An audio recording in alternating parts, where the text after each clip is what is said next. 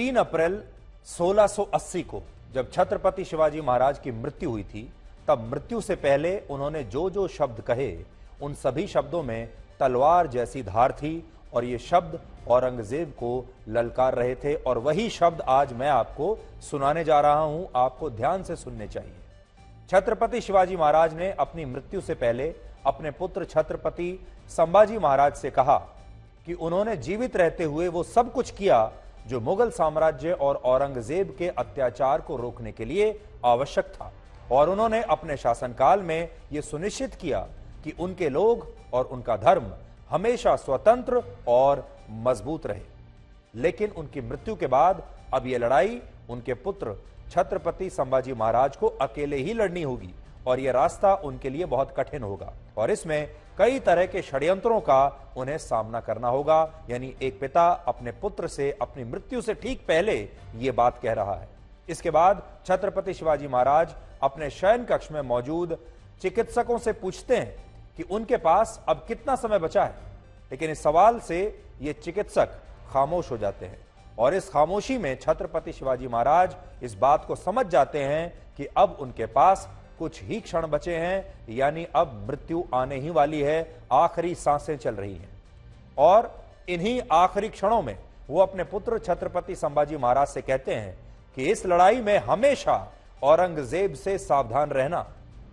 लेकिन आज आप दुर्भाग्य देखिए कि आज छत्रपति शिवाजी महाराज के उसी महाराष्ट्र में, छत्रपति महाराज की उसी भूमि पर क्रूर औरंगजेब को नायक बनाकर पेश किया जा रहा है और उसे सबका बाप बताया जा रहा है।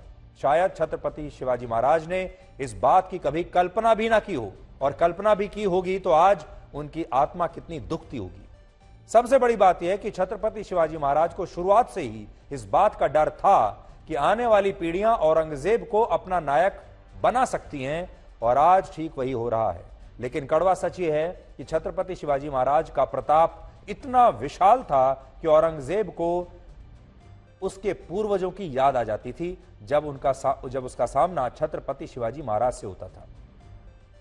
औरंगजेब और छत्रपति शिवाजी महाराज एक दूसरे के समकालीन थे, और छत्रपति शिवाजी महाराज औरंगजेब से 12 साल छोटे थे उम्र में। औरंगजेब का जन्म वर्ष 1618 में उस समय के मालवा क्षेत्र में हुआ था, जबकि छत्रपति शिवाजी महाराज का जन्म वर्ष 1630 में महाराष्ट्र के शिवनेरी किले में हुआ था।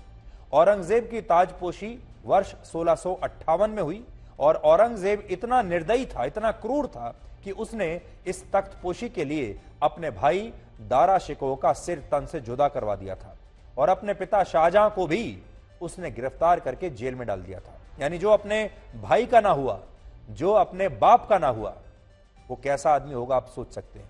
लेकिन इसके बावजूद औरंगजेब आज हमारे देश में एक खास विचारधारा के लोगों के लिए एक महान योद्धा है, एक बादशाह है और सबका बाप है। तख्तपोशी के 8 वर्षों के बाद जब वर्ष 1666 में छत्रपति शिवाजी महाराज औरंगजेब के दरबार में एक निमंत्रण पर आए, तब उनके तल्ख तेवर और आग उगलते शब्दों ने औरंगजेब को इतना डरा दिया कि औरंगजेब ने भरी सभा में पहले छत्रपति शिवाजी महाराज का अपमान किया, और इसके बाद 12 मई 1666 को उन्हें गिरफ्तार करके आगरा किले में भेज दिया। औरंगजेब छत्रपति शिवाजी महाराज के युद्ध कौशल और उनके साहस के बारे में अच्छी तरह से जानता था, और इसीलिए जब उसे मौका मिला तो उसने छत्रपति शिवाजी महाराज को अपना बंदी बना लिया। लेकिन छत्रपति शिवाजी महाराज उस बहते हुए सागर की तरह थे जिन्हें बंद करके कहीं रखा नहीं जा सकता था, और बाद में यही हुआ। सिर्फ 3 महीने के बाद अगस्त 1666 में छत्रपति शिवाजी महाराज आगरा किले से निकलकर वापस महाराष्ट्र पहुंच गए, और यहां उन्होंने खुद को अपने साम्राज्य का स्वतंत्र राजा घोषित करते हुए औरंगजेब को सीधे सीधे ललकारा और कहा कि जब तक उनकी सांसें चलेंगी तब तक औरंगजेब डर डर कर जिएगा। और उनकी ये बात पूरी तरह से सही साबित हुई। औरंगजेब ने अपने हजारों सैनिकों की मदद से छत्रपति शिवाजी महाराज को गिरफ्तार करके फिर से अपना बंदी बनाने की पूरी कोशिश की, लेकिन औरंगजेब कभी कामयाब नहीं हुआ। उल्टा औरंगजेब के शासनकाल में छत्रपति शिवाजी महाराज का मराठा साम्राज्य अपनी सीमाओं का विस्तार कर रहा था।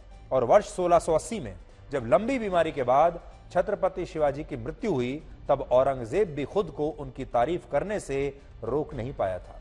उस समय औरंगजेब ने कहा था, छत्रपति शिवाजी महाराज एक महान कप्तान यानी महान योद्धा थे, और औरंगजेब की सेना ने पूरे 19 वर्षों तक छत्रपति शिवाजी महाराज का पीछा किया, लेकिन इसके बावजूद छत्रपति शिवाजी महाराज के साम्राज्य का विस्तार होता चला गया। यानी औरंगजेब भी छत्रपति शिवाजी महाराज के नाम से कांपता था, लेकिन आज उसी औरंगजेब का फैन क्लब औरंगजेब का महिमा मंडन कर रहा है, और वो भी छत्रपति शिवाजी महाराज की अपनी भूमि पर। और ये वो लोग हैं जो छत्रपति शिवाजी महाराज की आलोचना कर रहे हैं, उनका अपमान कर रहे हैं, और औरंगजेब की तारीफ में अपने व्हाट्सएप स्टेटस लगा रहे हैं। मैं आज कुछ लाया हूं आपके लिए पढ़ने के लिए। लोकसभा का ये लोकसभा सेक्रेटेरिएट की लाइब्रेरी से निकाला है हमने, और देखिए इसमें क्या लिखा है। जब औरंगजेब को छत्रपति शिवाजी महाराज की मृत्यु के बारे में पता चला तो उसने क्या कहा। उसने कहा, he was a great captain and the only one who had the magnanimity to raise a new kingdom. My armies have been employed against him for 19 years and nevertheless his state has been always increasing. Aurangzeb ने जिस भारत में हिंदुओं का दमन करके और उनका दमन करने के लिए हिंदुओं पर जजिया टैक्स लगाया, जिस भारत में औरंगजेब ने सिखों के 9वें गुरु तेग बहादुर का सिर तन से जुदा कर दिया, जिस भारत में औरंगजेब ने लाखों हिंदुओं को बंदी बनाया, लाखों लोगों को जबरदस्ती धर्म परिवर्तन करके इस्लाम धर्म को कबूल करने के लिए मजबूर किया, और जिस भारत में मथुरा, काशी, चित्तौड़ और सोमनाथ में प्राचीन मंदिरों को ध्वस्त कराकर वहां मस्जिदों का निर्माण कराया, और जिस औरंगजेब ने अपने भाई तक को बख्शा नहीं और सिंहासन के लिए अपने भाई का सिर तन से जुदा करवा दिया, अपने पिता को जेल में डाल दिया, उस औरंगजेब को हमारे देश में औरंगजेब द ग्रेट बनाने की कोशिशें चल रही हैं। और आप खुद सोचिए, जो औरंगजेब अपने बाप का ना हुआ, अपने भाई का ना हुआ, वो सबका बाप कैसे हो सकता है।